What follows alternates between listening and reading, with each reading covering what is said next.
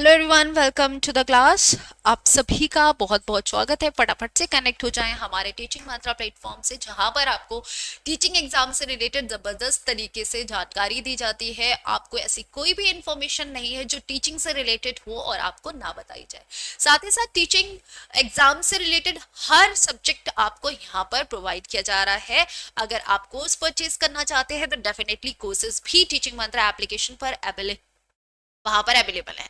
Free में अगर आपको प्रिपरेशन करनी है बिल्कुल, तो आप यूट्यूब पर ज्वाइन हो सकते हैं टीचिंग मंत्रा के साथ, जहां पर आपको लगभग हर सब्जेक्ट के important topics, important PYQs, important MCQs करवाए जा रहे हैं। ठीक है, यहाँ पर हम बात करें, ये 20 अगस्त 2023 में जो आपका पेपर फर्स्ट हुआ था सीटेट का, और इसकी लैंग्वेज फर्स्ट जिसकी हिंदी रही थी, वो आपको यहाँ पर पेपर सॉल्व करवाया जा रहा है। सीटेट के बारे में एक बात और बता दूं आप सभी को, कि आप सभी को ये जानकारी होगी कि सीटेट पे पेडागोजी वाले क्वेश्चंस जो है वो मोस्टली रिपीटेड होते हैं, रिपीट हो जाते हैं, तो उनको ध्यान से पढ़ें। दूसरा, इसमें अगर आप सोचे कि रट के आप काम चलाओगे, तो रटने वाला यहाँ पर कुछ नहीं होता है। आपको बस समझना होता है कि आप बच्चों को कैसे डील कर सकते हो, कैसे बेहतर तरीके से समझा सकते हो। जब आप क्वेश्चन दें, अगर आप पेपर फर्स्ट अटेम्प्ट कर रहे हैं, तो आपके दिमाग में रहना चाहिए कौन सा, क्लास फर्स्ट से लेकर 5th तक का बच्चा। ठीक है, अगर आप पेपर सेकंड दे रहे हैं तो आपके दिमाग में 6 to 8 तक का बच्चा दिमाग में रहना चाहिए। उसी के अकॉर्डिंग आपको एग्जाम में आंसर देना होता है। हमारा यहाँ पर पहला प्रश्न पूछा गया है बच्चा जी। पहला प्रश्न क्या है, उस युक्ति का चयन कीजिए जो नीचे दिए गए उदाहरण से मेल खाती है। ओके, मैं भाषा पर ध्यान केंद्रित रखती हूँ, मैं इस बात का पूरा ध्यान रखती हूँ कि यह सही हो। जब कोई इस तरीके का पैटर्न फॉलो कर रहा है कि वो भाषा का मतलब, जैसे भाषा जो है, भाषा पर उसका पूरा ध्यान रहेगा कि वो जो कह रही है वो सही है या नहीं है। ठीक है, तो उसको क्या कहा जाता है, परभाषा व्यवहार, ट्रांस लैंग्वेजिंग कहा जाता है। ट्रांस लैंग्वेजिंग मतलब होता है जब आप एक भाषा से दूसरी भाषा सीखते हैं। ये नहीं है। याद करना इसको कहेंगे ना जी भाई, इसको याद करना नहीं कहते, इसको दोहराना कहते हैं ना ना। करेक्ट आंसर क्या है, इसको स्वनिरीक्षण कहते हैं, कि आप खुद से अपना निरीक्षण कर रहे हैं। आप जो बोल रहे हैं, आप ध्यान रख रहे हैं कि आप सही ही बोले, आप इस चीज पर पूरा फोकस कर रहे हैं। तो ये क्या है, आप खुद से अपना निरीक्षण कर रहे हैं ना, आप खुद से अपना निरीक्षण कर रहे हैं, तो इसका करेक्ट आंसर होगा बच्चा स्वनिरीक्षण। ठीक है, करेक्ट आंसर इसका स्वनिरीक्षण होगा। अब ये क्वेश्चन आपका बहुत कठिन है होगा क्या, नहीं, बहुत इजी। इसमें क्या दिक्कत थी, इसमें सीधे से लिख तो रखा है कि मैं भाषा पर ध्यान केंद्रित रखती हूँ, और जब मैं किसी बात को बोलती हूँ तो मैं पूरा ध्यान रखती हूँ कि ये सही हो, मतलब मैं अपना निरीक्षण खुद कर रही हूँ ना। दूसरा, कक्षा सेकंड के विद्यार्थी एक कविता गा रहे हैं। यह मेरी नाक है, यह मेरे कान है। यह कविता गाते समय वे शरीर के जिस अंग का नाम लेते हैं उस अंग को स्पर्श भी करते हैं। अध्यापिका किस विधि का प्रयोग कर उन्हें सिखा रही है। आपने क्लास सेकेंड फर्स्ट में देखा होगा कि जब हम बच्चे मतलब टीचर जो है, जब बच्चे से कविता बुलवाती है कि ये मेरे कान है, फिर वो कान को पकड़ के दिखाए कि ये मेरे कान है, ये मेरी आंख है, ये मेरी नाक है। ऐसे आप भी तो बच्चों को सिखाते हो, ऐसे सिखाते हो ना, ये क्या है बच्चा, टंग है, मत ये क्या है, टंग है, ये नोज है, ये चीक्स है, ऐसे सिखाते हो ना। तो ये क्या है, ये मेरी नाक है, ये मेरे कान है। ये कविता गाते समय वो कविता भी गा रहे हैं और साथ ही साथ शरीर के अपने जो आपके पार्ट्स हैं, ठीक है, भाग हैं, उनको छू भी रहे हैं। तो ये क्या है, अध्यापिका किस विधि का प्रयोग करके उनको सिखा रही है। ये विभिन्न दर्शनग्राही है। सिर्फ दर्शनग्राही वो होता है जिसमें हम बोले मत, तो वो बच्चा तो कविता गा भी रहा है ना। वेरी गुड मॉर्निंग बच्चा, ये गलत है। सिर्फ बोल रहा है, श्रव्य, सिर्फ सुनना है ना ना, सिर्फ सुनना नहीं है। संप्रेषणात्मक भाषा शिक्षण, संप्रेषणात्मक भाषा शिक्षण वो होता है जहां पर कन्वर्सेशन हो। संप्रेषणात्मक उसी को तो कहते हैं, तो ये भी नहीं होगा। ये समग्र भौतिक प्रतिक्रिया है। यहाँ पर बच्चे देख भी रहे हैं ऑर्गन, बच्चे छू भी रहे हैं ऑर्गन, और बच्चे बोल भी रहे हैं। ये समग्र भौतिक प्रतिक्रिया कहा जाएगा। करेक्ट आंसर क्या हो जाएगा, फोर्थ वाला ऑप्शन आपका करेक्ट है। नेक्स्ट देखिए, विद्यार्थी पिछली इकाई से शब्द लेकर 5 प्रश्नों के उत्तर समूह में देने का काम कर रहा है। वे अपने सवालों को दूसरे समूह के साथ अदला बदली करते हैं और सवालों के उत्तर देने की कोशिश करते हैं। यह किसका उदाहरण है, सहपाठी आकलन, स्व आकलन, पृष्ठ पोषण या आपका पठन आकलन है, ये किस तरीके का आकलन कहलाएगा? विद्यार्थी पिछली इकाई से शब्द लेकर 5 प्रश्नों के उत्तर समूह में देने का काम कर रहे हैं, ठीक है।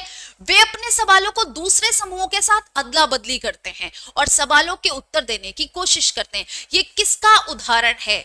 हम पृष्ठ पोषण कर रहे हैं, यहां पर हम फीडबैक की कोई बात नहीं कर रहे। आज सबके सब कहाँ गए? पता नहीं बच्चा कहाँ गए। आ जाएंगे सबके सब, आ जाएंगे सबके सब। धीरे धीरे से आने वाले ये बच्चे हैं, ये आराम से आते हैं, ठीक है, ये आराम से आएंगे बच्चा जी, इनको जल्दबाजी नहीं है, इनको बिल्कुल भी जल्दबाजी नहीं है, ये आराम से आएंगे एकदम से, इनको कोई दिक्कत नहीं है।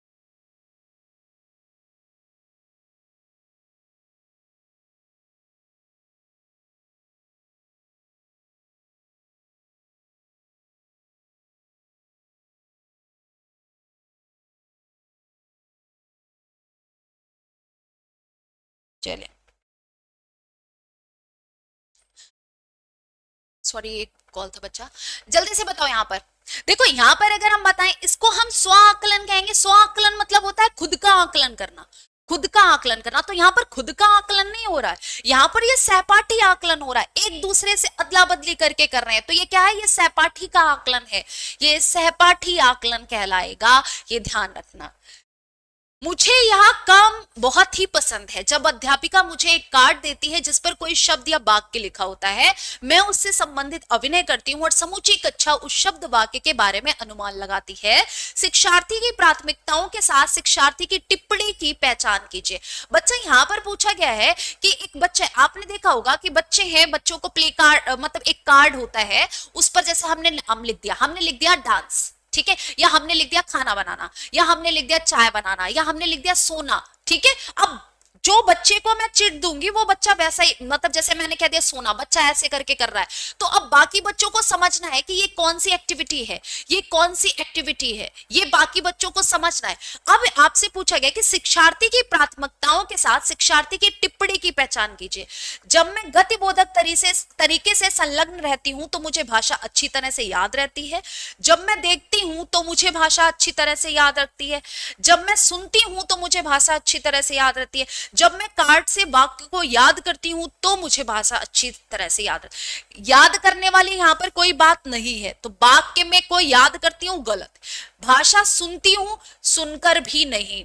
जब मैं गतिबोधक तरीके से संलग्न रहती हूं तो मुझे, या जब मैं देखती हूं तो मुझे भाषा अच्छी तरह से याद रहती है। यहां पर अगर हम बात करें तो ये लिखा गया है, जब मैं गतिबोधक तरीके से संलग्न रहती हूं तो मुझे भाषा अच्छी तरीके से याद रहती है। जब मैं एक्टिव रहती हूं, जब मैं एक्टिविटी करती रहती हूं, तब मुझे भाषा जो है वो अच्छी तरीके से याद रहती है। तो करेक्ट आंसर यहां पर आपका क्या होगा? करेक्ट आंसर आपका पहला वाला ऑप्शन होगा। निम्नलिखित कथनों पर पढ़िए तथा सही विकल्प को चुनना है। विद्यालय में प्रवेश करने वाले सभी बच्चे अपनी आयु अनुसार भाषा के सक्षम प्रयोगकर्ता होते हैं। क्या ये सही है कि जो बच्चे विद्यालय में प्रवेश करते हैं तो वे अपनी आयु अनुसार भाषा के सक्षम प्रयोगकर्ता होते हैं, भाषा के प्रयोग करने में सक्षम होते हैं?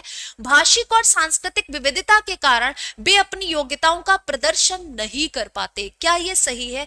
भाषिक और सांस्कृतिक विविधता के कारण वे अपनी योग्यताओं का प्रदर्शन नहीं कर पाते। क्या ये सही है? बताओ। गलत है, परंतु आर सही है। ए और आर दोनों सही है तथा आर ए की सही व्याख्या है। ए और आर दोनों सही है परंतु आर ए की सही व्याख्या नहीं है। ए सही है परंतु आर गलत है। कौन सा ऑप्शन आपका करेक्ट होगा? बच्चा ध्यान से अगर पढ़ोगे तो आपको एक चीज समझ में आएगी इस प्रश्न में। पहला ऑप्शन बिल्कुल सही है, अभिकथन।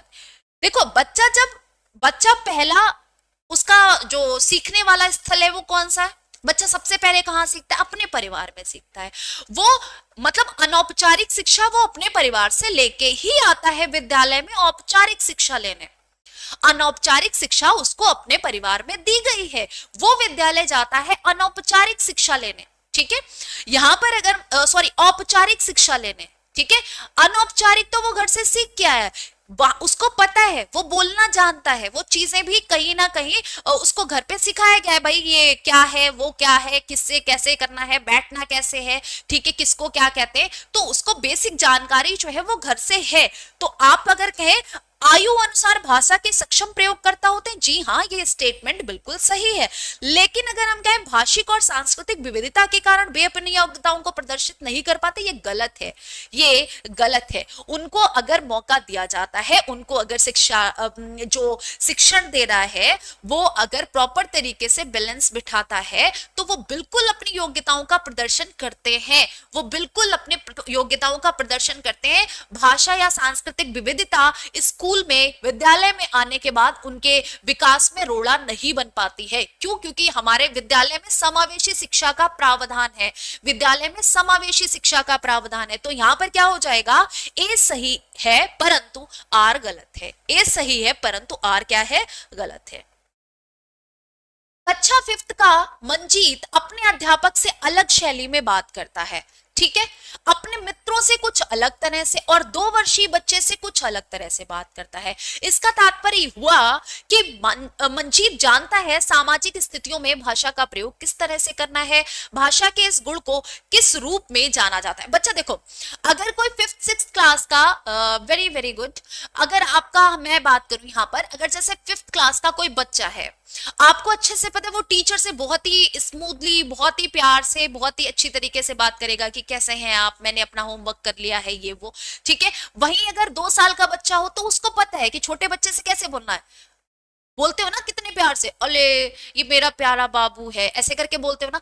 अगर वही उसके सहपाठी कैसे बोलता है, तूने ये काम कर लिया, तू मेरा भी काम कर दे, मैं तो नहीं जा रहा तेरे साथ, इस तरीके से करता है ना।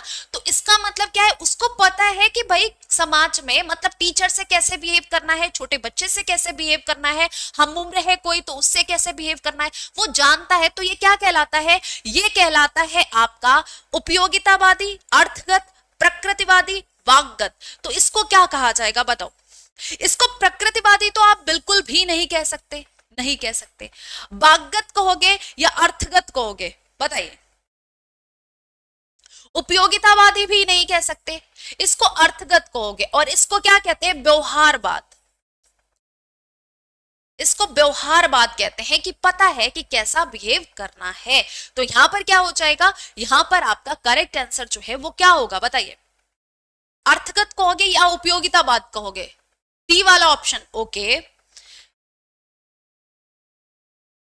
मंजीत अपने अध्यापक से अलग शैली में बात करता है, अपने मित्रों से कुछ अलग तरीके से बात करता है। वह जानता है कि सामाजिक स्थितियों में भाषा का प्रयोग किस तरह करना है। इस गुण रूप को क्या कहते हैं बताओ।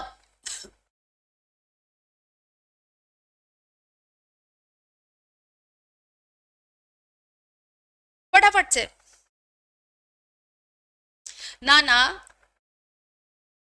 ये बिल्कुल सही है। यहां पर मैंने क्या बोला, मैं अगर बात करूं यहां पर सीधे से, तो ये व्यवहारवाद है। ये क्या है, ये व्यवहारवाद अवधारणा है। ये क्या है, ये व्यवहारवाद अवधारणा है या नहीं है बताओ, बताइए।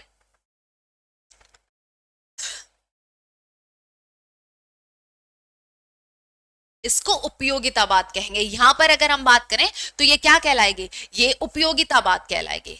मतलब हमारे व्यवहार में है ये चीज कि हमें कहां पर क्या उपयोग करना है। हाँ बच्चा, डी ही होगा कि हमें कहां पर क्या उपयोग करना है, हमें पता है कहां पर हमारे लिए क्या जरूरी है, हम कैसे बिहेव करेंगे, ठीक है, कहां पर किन शब्दों का प्रयोग करना है। ये उपयोगितावादी यानी व्यवहारवाद से संबंधित है। एक माँ ने इस बात की ओर ध्यान दिया कि उसकी बच्ची कभी कभी ऐसे शब्द बोल जाती है जो ना तो उसने कभी किसी वयस्क से सुने हैं और ना ही अपनी भाई बहनों से सुने हैं। इस बात को लेकर वह भ्रमित है क्योंकि उसका मानना है कि बच्चे अपने परिवार और आसपास के परिवेश में लोगों का अनुकरण करके भाषा सीखते हैं। उसका यह मत किसके प्रतिध्वनि से होता है, ठीक है। यहां पर बताओ कौन सा ऑप्शन आपका करेक्ट है, कौन सा ऑप्शन आपका करेक्ट है बच्चा, जल्दी से बताओ। बहुभाषावाद, तो बहुभाषावाद से संबंधित ये नहीं है, ठीक है। हाँ बच्चा, उसका उपयोगितावाद ही है कि उसको पता है कि कहां पर क्या उपयोग करना है, कहां पर किन शब्दों का उपयोग करना है, उसको पता है।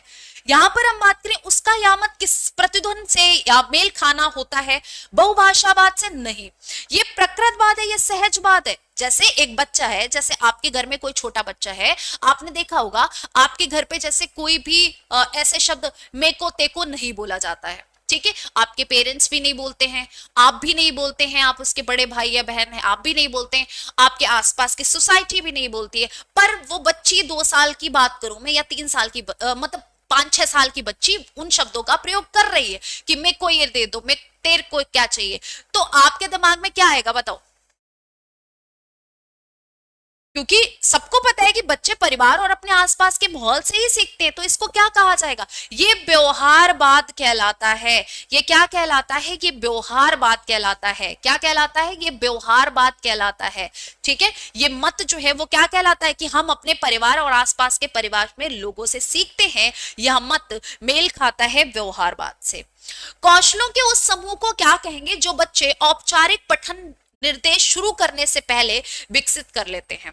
मतलब जब हम औपचारिक रूप से शिक्षा लेने जाते हैं तो उससे पहले हम अपने दिमाग में ग्रहण मतलब ये चीजें ग्रहण कर लेते हैं। जैसे हमने कोई पाठ है, ठीक है, हमने कोई पाठ है और पाठ को हमें पढ़ना है, उससे पहले हम उसके बारे में जब सोचे तो वो क्या कहलाएगा बताओ? और जो बाद के अकादमिक कौशलों के लिए बुनियाद प्रदान करता है, उद्गामी साक्षरता, उद्गामी इमर्जेंट समाधान, उद्गामी पाठचर्या, उद्गामी जो आपके गुणधर्म है। बच्चा एक बात बताओ, जब बच्चा है, ठीक है, बच्चे की अगर हम बात करें, बच्चा जब पहली बार स्कूल जाता है तो वो बिल्कुल कोरा होता है क्या? नहीं कह सकते उसको कोरा। क्यों? क्योंकि वो अनौपचारिक शिक्षा घर से लेके आया है, वो अनौपचारिक शिक्षा घर से लेके आया है, वो अपना बेस जो है वो घर से तैयार करके आया है, वो वहां पर औपचारिक शिक्षा लेने के लिए पहुंचा है, तो उसका बेस जो है वहां पर घर पर बना है। तो क्या कहेंगे जो बच्चे औपचारिक पठन निर्देशन मतलब विद्यालय जाने से पहले अपने मतलब जो विकसित होते हैं उसको क्या कहेंगे बताओ? तो उसको उद्गामी साक्षरता कहते हैं, उसको उद्गामी साक्षरता कहते हैं। ठीक है, उसको उद्गामी साक्षरता कहा जाता है। यहां पर करेक्ट आंसर आपका फर्स्ट ऑप्शन होगा। एक दादी नानी अपने घर में छोटे बच्चों को पुस्तकों से कहानियां सुनकर बच्चों को पुस्तकों से कहानियां पढ़कर सुनाना पसंद करती है। कि कोई मतलब दादी नानी है, वो क्या कर रही है, जय माता दी बच्चा, जय माता दी, वो क्या कर रही है, वो पुस्तक से कोई बच्चों को कहानी सुना रही है। इस तरह से वह उन्हें पुस्तकों व नए विचारों से परिचित करवाती है और बच्चे भी इस प्रक्रिया में सक्रिय रूप से संलग्न रहते। इस तकनीक को किस रूप में जाना जाता है? सस्वर पाठन, मॉडल पाठन, साझा पाठन या संभाषिक पाठन? इसको क्या कहा जाएगा जल्दी से बताओ। देखो, इसको सस्वर पाठन नहीं कह सकते। सस्वर पाठन होता है मतलब तेज तेज आवाज में पाठ को पढ़ना, ठीक है, तेज तेज आवाज में पाठ को पढ़ना, सिर्फ ऐसा है क्या? मैं एकदम बढ़िया, आप कैसे हैं बच्चा? तो ये तो नहीं होगा।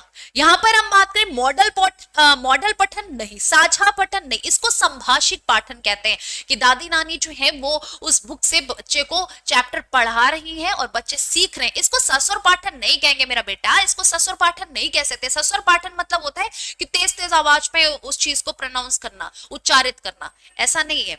ये संभाषिक पाठन है क्योंकि वे उन्हें पुस्तकों व नए विचारों से भी परिचित करा रही है। ठीक है, सिर्फ पढ़ाई नहीं रही है, उन चीजों से परिचित भी करा रही है, तो ये क्या आ जाएगा? संभाषिक पाठन हो जाएगा।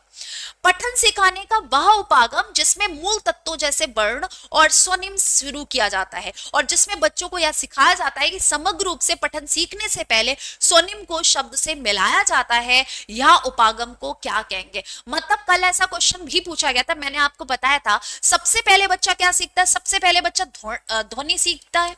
ध्वनि मतलब वर्ण, ठीक है, सबसे पहले वर्ण, फिर वर्ण से क्या बनाता है? वो वर्ण जोड़ जोड़कर शब्द बन जाते हैं, फिर शब्द जोड़ जोड़कर क्या बनते हैं? शब्द जोड़ जोड़कर वाक्य बन जाते हैं, वाक्य जोड़ जोड़कर गद्यांश बन जाते हैं। तो ये किस प्रकार का, हम नीचे से ऊपर की ओर जा रहे हैं, ये क्या कहलाएगा? संरचनात्मक, शीर्ष अधोमुखी, बॉटम अप या टॉप डाउन? तो बच्चा बॉटम अप उपागम ये कहलाएगा कि हम नीचे से, हम वर्ण से वाक्य की ओर जा रहे हैं, हम नीचे से ऊपर की ओर जा रहे हैं, तो ये क्या कहलाएगा? करेक्ट, ये अधोमुखी उपागम है। ये क्या है? ये अधोमुखी उपागम है। वेरी वेरी गुड बच्चा, बहुत बढ़िया, शानदार। ठीक है, हर्षिता, साक्षी, वेरी वेरी गुड। नेक्स्ट देखो, निम्नलिखित कथनों को पढ़िए तथा सही विकल्प का चयन करना है। ध्वन्यात्मक वर्तनी के प्रयोग प्रयोग से सही वर्तनी लिखना सीखने की योग्यता मंद पड़ जाती है। क्या ये सही है? ध्वन्यात्मक वर्तनी के प्रयोग से सही वर्तनी लिखना सीखने की योग्यता मंद पड़ जाती है। अब आपको ये समझ में नहीं आया होगा कि ये क्या कहा गया बच्चा जी। इसमें बोला गया है कि जो हम वर्तनी बोलते हैं, मतलब जो हमारा उच्चारण होता है, जो हमारा उच्चारण होता है, क्या अगर हम ध्वन्यात्मक वर्तनी पर ध्यान दें तो हमारे लिखने या लिखने सीखने की योग्यता मंद पड़ जाएगी, धीमी पड़ जाएगी? क्या ऐसा होता है? ये तो गलत है। और अगर हम साफ साफ बोलते हैं, क्योंकि हम जो बोलते हैं वही लिखते हैं। आपने देखा होगा जब बच्चों को आप डिक्टेशन बोलते हो, जैसा आप इमला कहते हो, हिंदी में इमला बोलते हो, तो आप कैसे बोलते हो? साथी, ने, भाग, ऐसे बोलते हो। क्यों? क्योंकि आप चाहते हो बच्चा साफ साफ और सही सही लिखे, बच्चा सही सही लिखे, गलतियां ना करे। तो उसके लिए आप क्या करते हो? हाँ बच्चा, ये क्लास डेली होती है 11 बजे, तो उसके लिए आप क्या करते हो? उच्चारित करते हो ना साफ साफ, ताकि आप उस तरीके से लिखो। अब अगर कोई बच्चा बोलता जैसा है वैसा ही लिखता भी है, और इस चीज को बचपन में ऐसा ही होता है, और अगर आप इसमें सुधार नहीं करते हो, अगर आपका उच्चारण गलत हो जाता है, तो आप फिर लिखने में भी गलतियां करते ही करते हो। ये ध्यान रखिएगा। तो ध्वन्यात्मक वर्तनी के प्रयोग से सही वर्तनी लिखने सीखने की योग्यता मंद पड़ जाती है, ऐसा बिल्कुल भी नहीं होता है। योग्यता मंद नहीं पड़ सकती। अगर आप ध्वन्यात्मक वर्तनी को सही, मतलब सही तरीके से बोल रहे हो, तो लिखोगे गलत थोड़ी ना, लिखोगे भी सही। जब बच्चे पारंपरिक वर्तनी के स्थान पर अपनी आविष्कृत वर्तनी का उपयोग करते हैं, तब यह सही वर्तनी लिखने की उनकी योग्यता को मंद नहीं करती है। बिल्कुल सही है, ये भी ठीक है। जब बच्चे पारंपरिक वर्तनी के स्थान पर अपनी आविष्कृत वर्तनी का उपयोग करते हैं, तब यह सही वर्तनी लिखने की उनकी योग्यता को मंद नहीं करती है। ये भी बिल्कुल सही है, ठीक है, ये भी बिल्कुल सही है। हम अपनी पारंपरिक वर्तनी के स्थान पर जो हमने वर्तनी नई आविष्कृत की है, हम वो लिख रहे हैं, तो हम उसमें भी कोई गलत नहीं करेंगे। तो यहाँ पर पहला ऑप्शन आपका करेक्ट होगा। नई भाषा सीखते समय बहुत से विद्यार्थी भाषा के अद्वितीय उच्चारण संबंधी नियमों के कारण भाषा बोलते समय प्रायः आत्मविश्वास की कमी का सामना करते हैं। इस समस्या को दूर करने के तरीका क्या है? आपने बच्चा देखा होगा कि हमारी जो प्रथम भाषा है, हम उसको बहुत ही कॉन्फिडेंस के साथ बोलते हैं, लेकिन जो हम द्वितीय भाषा सीखते हैं, जो हमारी द्वितीय भाषा है, उसको उच्चारित करते टाइम हम उतने कंफर्टेबल नहीं होते, हम में इतना कॉन्फिडेंस नहीं होता। ऐसा क्यों है बताओ? जब जब उन्हें समस्या है, उनकी गलती में सुधार किया जाए, तो वो उनका मतलब कॉन्फिडेंस जो है वो हाई हो जाएगा। बच्चे कक्षा में स्वस्वर वाचन करें, कक्षा में ऐसे खेलों जैसे गतिविधियों का प्रयोग किया जाए जिसमें मौखिक अंतःक्रियाएं अधिक हो, काउंसलर के साथ विशेष वाक थेरेपी सत्र ना भाई, ये सब गलत है। करेक्ट आंसर है सिर्फ थर्ड वाला ऑप्शन। बच्चा एक्चुअली ऐसा होता है इसलिए है, जैसे हमारी यहाँ पर अगर हम बात करें, बच्चा जो है, बच्चा स्कूल विद्यालय में आया है पढ़ने, छोटा बच्चा जब विद्यालय में आया है पढ़ने, अब उसके घर पे बोली जाती है अवधि, ठीक है, हमने कहते हैं उसके घर पे अवधि बोली जा रही है, ब्रजभाषा बोली जा रही है। अब वो ब्रजभाषा में तो एकदम फ्लुएंटली बोलेगा, कॉन्फिडेंस के साथ एकदम धुआंधार तरीके से बोलेगा, कोई दिक्कत नहीं होगी। लेकिन जब उसको खड़ी बोली में बोलने को बोला जाएगा, या उसकी हम सेकेंड लैंग्वेज कह दें, उसके इंग्लिश में बोलने को कह दो, भले ही उसको आती हो, लेकिन उसमें आत्मविश्वास उस तरीके से नहीं आएगा जैसा वो घर की बोली सीख के आया था, बचपन से जो बोल रहा है, ठीक है, जो उसने अपने घर के माहौल में, उस तरीके का कॉन्फिडेंस नहीं आया। वो कब आता है? जब हमारे आसपास के लोग, हमारे साथ वाले लोग वो चीजें, लगातार चीजें को हम प्रयोग करते हैं, तब हम उसमें भी सहज हो जाते हैं। तो यहाँ पर यही हुआ है। तो हम उसको सहज करने के लिए क्या करेंगे? उसमें आत्मविश्वास जगाने के लिए क्या करेंगे? हम खेलों का ऐसा आयोजन कर देंगे कि मौखिक कन्वर्सेशन वो करेगा, तो धीरे धीरे वो उस भाषा में सहज हो जाएगा। तो यहाँ पर यही लिखा गया है, कक्षा में ऐसे खेल या गतिविधियों का प्रयोग किया जाए जिसमें मौखिक अंतःक्रियाएं अधिक हो। करेक्ट आंसर थर्ड वाला हो गया। कक्षा थर्ड की अध्यापिका अपने शिक्षार्थियों को नई शब्दावली से परिचित करवा रही है। निम्नलिखित में से कौन सी नई शब्दावली सिखाने का प्रभावशाली तरीका है? अध्यापिका श्यामपट्ट पर शब्द का अर्थ लिखे और शिक्षार्थियों को उसे याद करने के लिए कहे।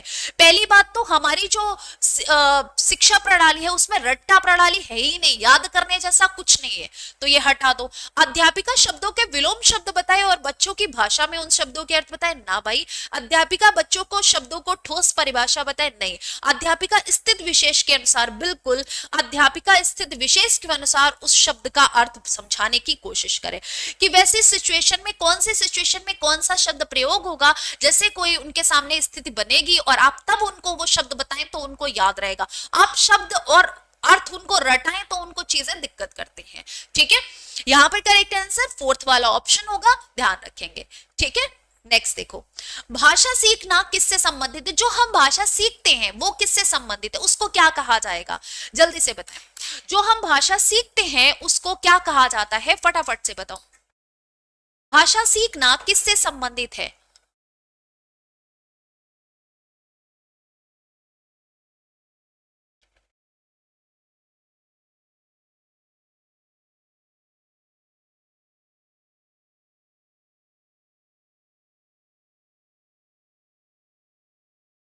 भाषा सीखना किससे संबंधित है भाई? ये तो बहुत सरल प्रश्न है। 13 का डी, 14 का ए जिन बच्चों का है, correct correct correct, very very good. ये भाषा सीखना एक कौशल है, अर्जन नहीं कह सकते। अर्जन मतलब पता है क्या होता है? अर्जन मतलब होता है एक्विजिशन। एक्विजिशन मतलब जो हमें नॉर्मली आ ही जाती है, उसके लिए हमें कोई एफर्ट नहीं लगाने हैं। ठीक है, जैसे हमारे घर की जो भाषा है, जो हमारे घर में बोली जा रही, वो हमें आ ही जाएगी, वो हम अर्जित कर ही लेंगे, उसके लिए हमें कोई एक्स्ट्रा एफर्ट लगाने की जरूरत नहीं, सीखने की जरूरत नहीं है।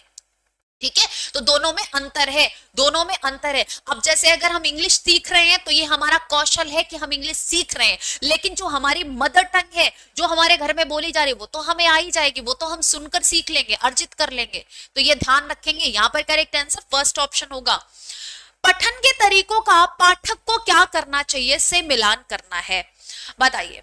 यहां पर अगर हम बात करें अनुमान, लेखक कैसे लिखते हैं इसके आधार पर यह सुनिश्चित करना चाहिए कि लेखक क्या महसूस कर रहा है। गहन पठन पाठ्यवस्तु संदर्भ से, यहां पर करेक्ट आंसर क्या होगा? जल्दी से बताओ। संदर्भ से हम क्या करते हैं? हम संदर्भ से अपरिचित शब्दों को निकालना समझने के लिए पाठ्य सामग्री के कुछ हिस्सों से मदद लेनी चाहिए। सी का थर्ड कहां आ रहा है? सी का सेकंड कहां आ रहा है? पहले ये देख लो। तो सी का सेकंड यहां आ रहा है, यहां आ रहा है, तो ये दोनों कट गए, फोर्थ और थर्ड कट गए। ठीक है, अब आप मुझे बताओ अनुमान किसे कहेंगे? पाठ्य वस्तु में भाषा का किस तरह प्रयोग किया गया है, इस पर ध्यान केंद्रित करना चाहिए। ये अनुमान लगाना है? नहीं है, इसको अनुमान लगाना नहीं कह सकते। इसको क्या कहेंगे? अनुमान लगाना बिल्कुल नहीं कहा जा सकता, यानी कि सेकेंड ऑप्शन करेक्ट है। क्योंकि यहां पर क्या हो जाएगा? कहा गया, हाँ, पाठ्य वस्तु में भाषा के का किस तरह से प्रयोग किया गया, इस पर ध्यान केंद्रित करना चाहिए। तो इसको क्या कहते हैं? इसको कहते हैं गहन पठन। तो डी का फोर्थ कहां पर है? डी का फोर्थ यहां पर आ रहा है, तो इसका मतलब ये आपका बिल्कुल करेक्ट है, क्योंकि यहां पर डी का फर्स्ट आ रहा है। लेखक कैसे लिखते हैं इसके आधार पर यह सुनिश्चित करना चाहिए लेखक क्या महसूस करते हैं। ये गलत है, ये गलत है। ये किसका है? ये बिल्कुल गलत है। अनुमान पाठ्य सामग्री किस बारे में है यह जानने के लिए शीर्षकों और चित्रों का प्रयोग करना चाहिए। फिर हमने इसके बात करी बी का निष्कर्ष मतलब क्या होता है? निष्कर्ष कहा जाएगा लेखक कैसे लिखते हैं इसके आधार पर यह सुनिश्चित करना चाहिए कि लेखक क्या महसूस करते हैं, मतलब निष्कर्ष निकालना, अपना कंक्लूजन देना। फिर संदर्भ से क्या मतलब होता है? संदर्भ से मतलब होता है शीर्ष कथन या प्रस्ताव जोड़कर क्या करना, यहां पर बात करें, संदर्भ से मतलब होता है अपरिचित शब्दों को निकालना, ठीक है, और समझने के लिए पाठ्य सामग्री के कुछ हिस्सों से मदद लेनी चाहिए। जैसे हम पूरा पाठ पढ़ने से पहले क्या करते हैं? एक जो सार दिया होता है उसको पढ़ लेते हैं, कि इस कहानी में क्या क्या दिया गया है। ठीक है, तो ये आपका सेकेंड ऑप्शन करेक्ट हो जाएगा। अब इसके बाद ये हमारी हिंदी पैरागोजी कंप्लीट हो गई। इसके बाद हमारी जनरल हिंदी से क्वेश्चन है, और जनरल हिंदी से क्वेश्चंस जो है वो गद्यांश और पद्यांश के थ्रू पूछे जाते हैं, ये भी ध्यान रखना। चलिए, अपने स्वार्थ या संस्कृत के कारण सामान्य व्यवहार में हम कितनी ही बार सबसे धन्यवाद बोलते हैं? अपने स्वार्थ या संस्कृत के कारण, या तो हम अपने स्वार्थ के कारण बोलेंगे या हमारे कल्चर में है, हमारी संस्कृति है। ठीक है, सबसे धन्यवाद। तो यह कृतज्ञता सिर्फ उन्हीं तक सीमित क्यों? हमें मानव जन्म देने वाले ईश्वर के लिए और जलवायु, भोजन, ऊर्जा जैसे बहुत सारे उपहार देने वाले प्रकृति के लिए भी क्यों नहीं? तो हम प्रकृति जब हमें इतना कुछ देती है तो हम प्रकृति को धन्यवाद क्यों नहीं देते हैं? बताओ। इसके बाद हम ईश्वर से संवाद करें कि वह हमारे हृदय में पवित्रता सद्गुणों के प्रकाश को आलोकित करे। दुखों के कारण तो हमारे विकार है, हमारे दुख के कारण क्या है ये देखो, दुख के कारण तो हमारे विकार हैं, बुराइयां हैं। हर बुराई अज्ञान के अंधकार में फैलती है। जहां अज्ञानता है वहीं पर क्या होगी, अज्ञान के अंधेरे में ही बुराई फैलेगी। प्रकाश होते ही उसका सामर्थ्य, अगर आप जैसे जैसे ज्ञान आपका बढ़ेगा आपकी बुराई खत्म होती चली जाएगी। सुख दुख दोनों ही हमारे कर्मों के फल हैं। हमें समझना चाहिए कि बिना दुख भोगे सुख नहीं पाया जा सकता। मानवीय पुरुषार्थ करते रहें, मन की कोठरी को स्वच्छ रखें, जहां जरूरत हो प्रायश्चित भी अवश्य करें। कौन जाने कब किस रूप में प्रभु किस माध्यम से सहायक हो जाएं। ईश्वर के प्रति आभार प्रकट करना एक ऐसा अचूक तरीका है जो हमें असंतुष्टि और ईर्ष्या जैसे निकृष्ट बातों से ऊपर उठाता है, और यही हमारे जीवन का मूलभूत लक्ष्य है। अच्छी बात लिखी गई है पैराग्राफ में। चलिए, गद्यांश के अनुसार सबसे धन्यवाद कहने का कारण नहीं है दया, स्वार्थ, संस्कृति, स्वभाव। तो हमने पैराग्राफ में दया का कहीं जिक्र नहीं सुना, ठीक है, दया भाभी का कहीं जिक्र नहीं सुना हमने, तो दया हटा दो, ठीक है। स्वार्थ लिखा है कि हम अपने स्वार्थ, संस्कृति या स्वभाव के कारण हर किसी से सबसे धन्यवाद कहते घूमते हैं, ठीक है। तो यहां पर दया का कहीं पर भी जिक्र आपने नहीं सुना होगा। करेक्ट आंसर क्या हो जाएगा, फर्स्ट ऑप्शन करेक्ट है। हर बुराई अज्ञान के अंधकार में फैलती, हर बुराई अज्ञान के अंधकार में फैलती, इसका तात्पर्य क्या है, जल्दी से बताओ, इसका तात्पर्य क्या है, इसका मतलब क्या है। अज्ञानी व्यक्ति बुराइयां फैलाता है, अंधेरा होते ही बुराइयां फैल जाती हैं, अंधेरा सब बुराइयों की जड़ है, अज्ञानता के कारण। हर बुराई अज्ञान के अंधकार में फैलती है, मतलब जितनी भी बुराइयां हैं अज्ञानता के कारण बुराइयां फैलती हैं। बुराइयों का कारण क्या है कि आपकी अज्ञानता है, आपको पता ही नहीं है क्या अच्छा है आपके लिए, आपको पता ही नहीं है कि जो आप कर रहे हो वो बुरा है, उससे आपको क्या महसूस करना पड़ सकता है, उससे आपको क्या झेलना पड़ सकता है। तो ये क्या है, आपकी अज्ञानता है, अज्ञानता के कारण बुराई फैलती है।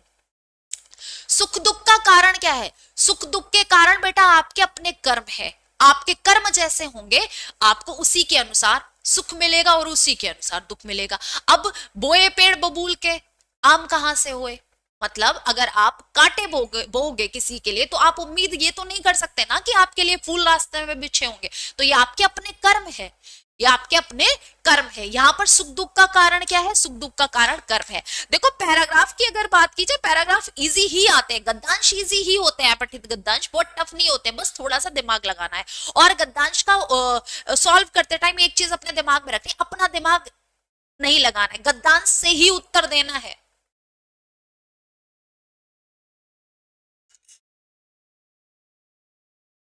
ठीक है, चलिए नेक्स्ट देखो, गद्यांश के अनुसार प्रायश्चित के साथ साथ मानव को क्या करना चाहिए, सुख भोगना चाहिए, सफाई करना चाहिए, पुरुषार्थ करना चाहिए, दुख भोगना चाहिए। गद्यांश में मेंशन किया गया है, मैं एक्चुअली मेरा मानना है गद्यांश को एक बार अच्छे तरीके से पढ़ना चाहिए, तो मैंने पढ़ लिया और मैंने आपको भी बताया और अंडरलाइन भी किया, हमें पुरुषार्थ करने चाहिए, ठीक है। यहां पर देख लो लिखा भी है, आपको मैम ने कहां से लगा दिया, मैम तो रट के आ गए हैं, अरे मैं क्यों रटूंगी भाई, मेरे को कौन से पेपर देने हैं। मानवीय पुरुषार्थ करते रहें, मन की कोठरी को स्वच्छ रखें, तो मानवीय पुरुषार्थ करते रहें, ठीक है। यहां पर क्या हो जाएगा, यहां पर करेक्ट आंसर बच्चा हो जाएगा आपका पुरुषार्थ, ठीक है। गद्यांश के अनुसार प्रायश्चित के साथ साथ मानव को क्या करना चाहिए, मानव को पुरुषार्थ करना चाहिए, मानव को मानवीय पुरुषार्थ करते रहना चाहिए, ठीक है। मैम मुझे सीटेड एग्जाम से डर लगता है, क्या करें। साक्षी बिल्कुल डरने की जरूरत नहीं है बच्चा, देखो मेरा मानना ये है, हर किसी का अपना तरीका है, अपना मतलब अपनी तरीके से बात करते हैं। मेरा मानना ये है सीटेड की अगर आप प्रिपरेशन कर रहे हैं बच्चा, तो आपके पेडागोजी वाला पोर्शन स्ट्रांग होना जरूरी है, और पेडागोजी के लिए आपको छोटे बच्चे का मतलब 1 से लेकर 18 साल तक के बच्चे को जानना जरूरी है, और इसके लिए आपको बहुत ज्यादा एफर्ट नहीं लगाने। आपने अपने घर के बच्चों को बड़े होते देखा होगा, आस पड़ोस के बच्चों को बड़े होते हुए देखा होगा, तो आप उससे ये चीज मतलब कनेक्ट करके पढ़े, आप जल्दी सीखेंगे। पेडागोजी का पता होना बहुत जरूरी है सीटेट के लिए, क्योंकि बच्चा हर सब्जेक्ट में पेपर फर्स्ट की हम बात करें, हर सब्जेक्ट में 15 मार्क्स की पेडागोजी है, तो इसलिए पेडागोजी को बहुत अच्छी तरीके से तैयार करना चाहिए। कुछ आपके रहे हैं जो ये आपके जैसे स्किनर हो गए, थॉर्नडाइक हो गए, इनकी थ्योरीज आपको पता होनी चाहिए, ठीक है। बाकी उसमें डरने की तो बिल्कुल जरूरत ही नहीं है सीटेट में। आपको अपना दिमाग लगाना है, इसमें तो रटने वाला भी कुछ नहीं है कि रटना है, आपको अपना दिमाग लगाना है कि कैसे आप उस सिचुएशन में डील कर सकते हैं, कैसे आप उस सिचुएशन में डील कर सकते हैं, ठीक है।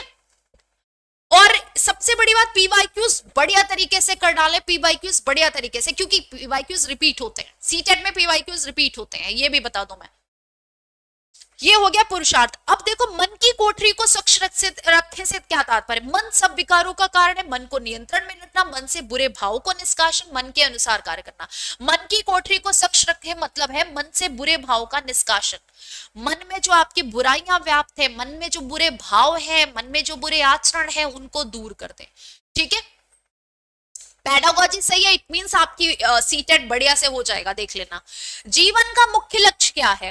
ईश्वर के प्रति अनासक्ति, ईश्वर की भक्ति करना, ईश्वर के प्रति आभार प्रकट करना, ईश्वर से ऊपर उठना। ईश्वर से ऊपर कैसे उठ सकते हो बच्चा? ईश्वर सर्वशक्तिमान है, ईश्वर से ऊपर कैसे उठ जाओगे बताओ? ईश्वर से ऊपर उठ ही नहीं सकते आप।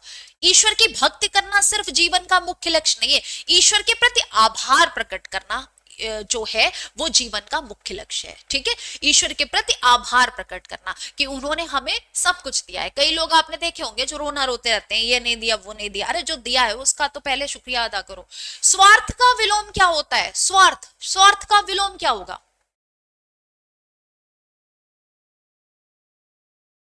तुम तो टॉपर हो, डरना कहां से आ गया? स्वार्थ का विलोम क्या है? स्वार्थ का विलोम निस्वार्थ होता है, ठीक है। नेक्स्ट देखो, मानवीय शब्द में प्रत्यय क्या है? अगर हम मानवीय शब्द की बात कर रहे हैं तो इसमें प्रत्यय कौन सा है? बच्चा देखो, मानव शब्द था, इसमें ई प्रत्यय लगा दी, तो ये क्या हो गया? ये मानवीय हो गया। करेक्ट आंसर क्या है? हमने ई प्रत्यय लगाया, मानव में ई प्रत्यय लगा दो, मानवीय हो जाएगा, ठीक है जी। क्या हो जाएगा? मानव में ई प्रत्यय लगा दो, मानवीय हो जाएगा। क्या कह रहे हो बच्चा? मैं एक बार आपका कमेंट देख लूं।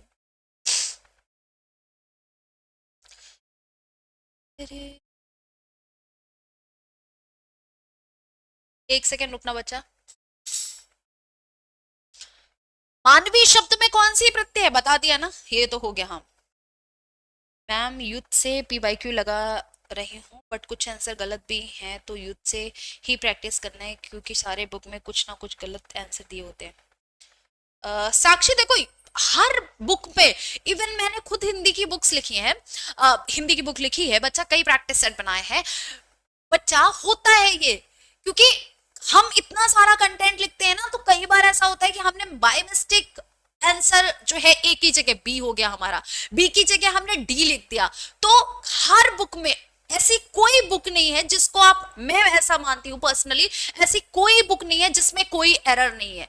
कहीं ना कुछ एरर हर बुक में मिलेगी। हाँ, लेकिन कुछ बुक्स ऐसी होती हैं जिनमें बहुत सारी एरर है, तो उन बुक से दूर रहें, उन बुक से दूर रहें, कोई ऑथेंटिक बुक ही ले, ठीक है। और जब आप क्वेश्चंस करते हैं तो ये नहीं कि बस आपको रटना है, क्वेश्चन देख लिया और आंसर रट्टा मारा, नहीं, आप अपना दिमाग लगाएं क्या ये सही हो सकता है या नहीं, ठीक है।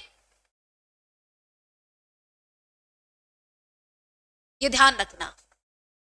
चलिए, कौन सा शब्द युग्म समूह से भिन्न है? शुद्ध का अशुद्ध, सुख का दुख, ज्ञान का अज्ञान, अंधकार का अंधेरा।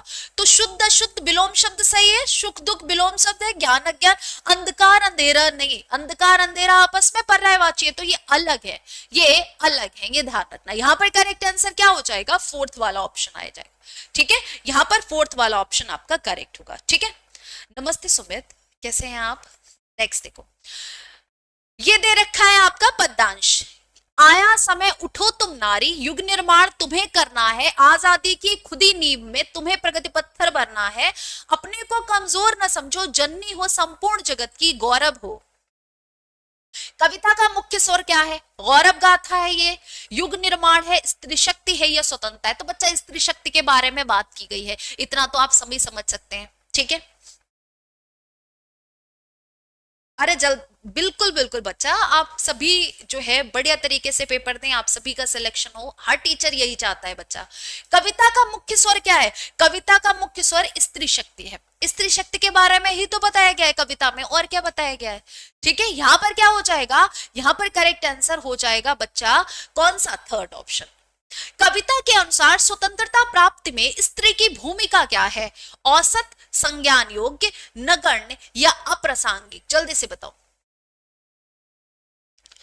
स्वतंत्रता प्राप्ति में स्त्री की भूमिका क्या है? नगण्य है, मतलब नगण्य है, कोई वो मोल नहीं है, ऐसा नहीं है। औसत है स्त्री की, यहां पर देख लो, जब आपने कविता पढ़ी, इस कविता में क्या आपको नजर आ रहा?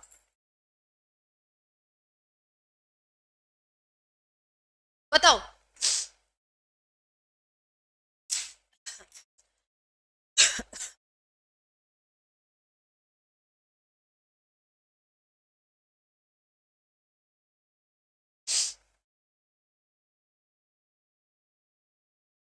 ओके,